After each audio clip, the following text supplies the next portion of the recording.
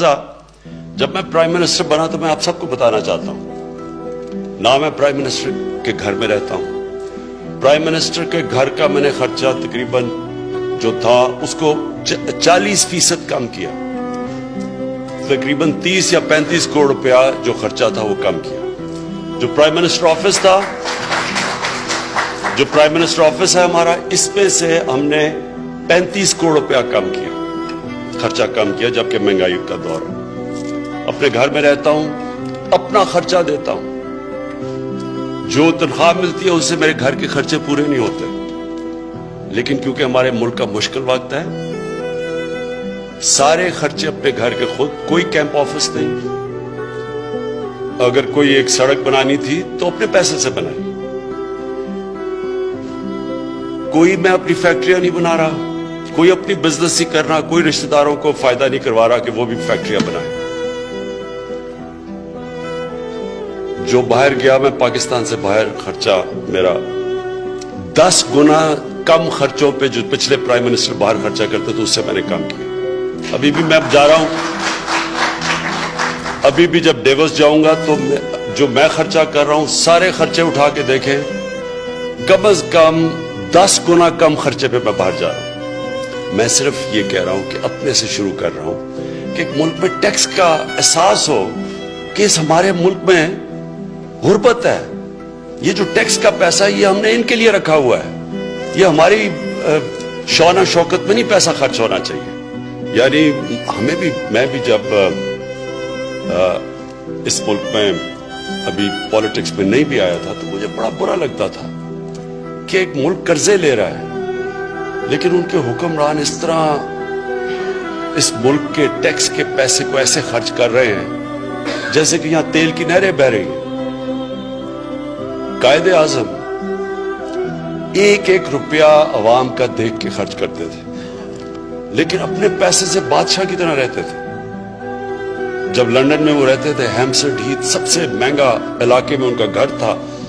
उन दिनों में शोफर ड्रिवन उनकी पता नहीं रोल्स रॉयस थी या बड़ी गाड़ी थी, तो अपने पैसे से बादशाह की तरह रहते थे, लेकिन टैक्स का पैसा एक एक रुपया देख के खर्च करते थे। हमारा यहां उल्टा है, अपना पैसा इस्तेमाल नहीं करते, अपना पैसा बाहर लंदन में फ्लैट्स और यहां लोगों के अवाम के पैसे से आशिया करते हैं। तो इसलिए लोग टैक्स देना नहीं चाहते। पहली दफा जो हमारी फेडरल गवर्नमेंट थी, हमने 40 अरब रुपया उसका कम किया, फेडरल गवर्नमेंट का 40 अरब रुपया खर्च, और पाकिस्तान की फौज ने पहली दफा अपना खर्चा फ्रीज किया, यानी अपना खर्चा कम किया। ये सिर्फ हम इसलिए कर रहे हैं कि हम पैसा, अवाम के पैसे की कदर है और अवाम का पैसा अवाम के लिए।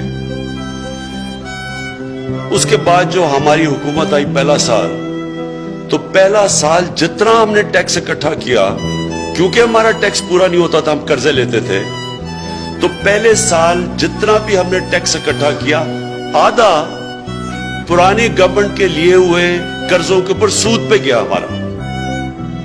तो यानी 4000 अरब रुपया टैक्स इकट्ठा हुआ, 2000 अरब रुपया बीच में से सूद पे चला गया।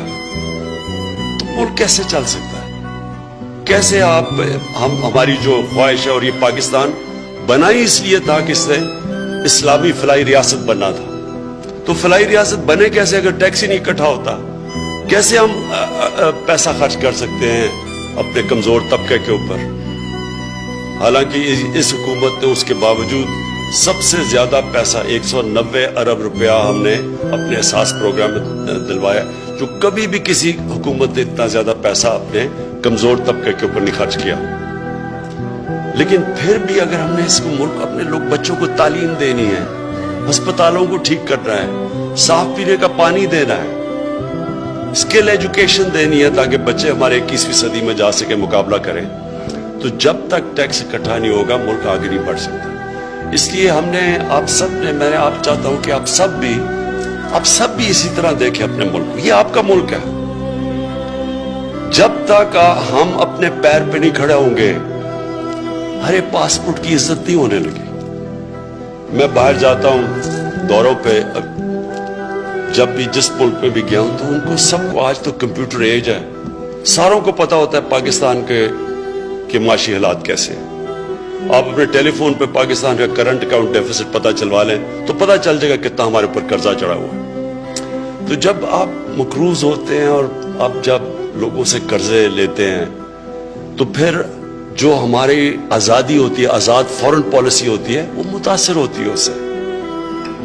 ہم نے جو کئی دفعہ جو پرانی جنگیں لڑی لوگوں کے لیے, ہم نے ان سے پیسے لے کے ان سے فائدہ اٹھا کے لی, اور جب لی تو جو جتنا پیسہ تھا اس سے بہت زیادہ نقصان ہوا پاکستان کو. ابھی تک نقصان اٹھا رہے ہیں جو کہ کسی اور کی جنگ میں شرکت کرنے کا, صرف اس لیے کہ ہمیں ایڈ مل جائے گی. اس لیے ایک آزاد خوددار ملک کے لیے ضروری ہوتا ہے کہ وہ اپنے خرچے خود برداشت کرے, خود اپنے ملک میں پیسہ اکٹھا کرے.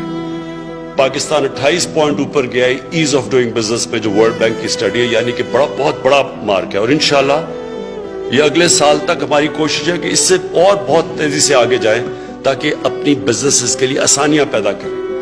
جتنا بزنس مین کے لیے آسان ہوگا, جتنی تجارت بڑھے گی, جتنی سرمایہ کاری بڑھے گی, اتنی ملک کے اندر دولت بڑھے گی, اور جیسے دولت بڑھے گی ہمارے پاس پیسہ زیادہ آئے گا جو ہم خرچ کریں گے اپنے نچلے کمزور طبقے کو اوپر اٹھانے کے لیے. مجھے سب سے بڑا آج کل جو ہمیں احساس ہے وہ کہ جو مہنگائی پاکستان میں ہے. ابھی ہم میٹنگ ختم کر کے آئے 3 گھنٹے کی, صرف اور صرف ہم ہر ہفتے اب یہ دیکھتے ہیں کہ کون کون سی چیزوں سے ہم نے اب کنٹرول کرنی ہے مہنگائی. آخر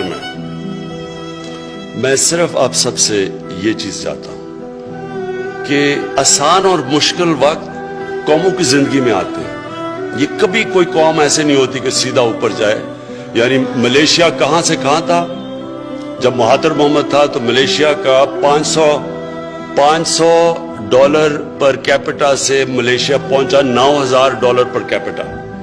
وہ جب واپس گیا ادھر بھی ایک کرپٹ مافیا آ گیا, ملک کو دیوالیہ نکال دیا مقروض کر کے. اب وہ پھر مہاتر محمد واپس آئے اور ان کو وہی مسئلے آ رہے ہیں جو ہمیں آج آ رہے ہیں. بلکہ انہوں نے ایک مضمون بھی لکھا تو اس میں انہوں نے یہی کہا کہ ان کا بھی وہی مصیبت ہے, دیوالیہ نکلا ہوا ہے, چیزیں مہنگی ہو گئی, خسارہ پڑا ہے, قرضے لینے پڑ رہے ہیں. لیکن اس سے نکل جاتی ہے قوم. لیکن قوم تب نکلتی ہے جب پوری قوم مقابلہ کرتی ہے. گورنمنٹ کیا کر سکتی ہے اگر قوم نہ ساتھ چلے؟ اگر آپ سارے ہمارے ساتھ نہیں مل کے ہم یہ ٹیکس نہیں اکٹھا کریں گے تو ساری قوم ہی نیچے چلی جائے گی. یہ تو نہیں ہوگا کہ ایک قوم کے اندر ایک چھوٹا سا طبقہ اوپر جائے, آخر میں سب کو نقصان ہوتا ہے اس چیز کا. اور پھر جو خوددار قوم ہوتی ہے اس کی دنیا میں عزت ہوتی ہے. جب آپ اپنے پیر پہ ایک خوددار قوم کھڑی ہوتی ہے دنیا اس کی عزت کرتی ہے. ایک مقروض قوم کو مشکل پڑتی ہے اپنے پاسپورٹ کی عزت کروانی. تو ہم سب کے لیے یہ کہ ہم سب اس پہ شامل ہوں.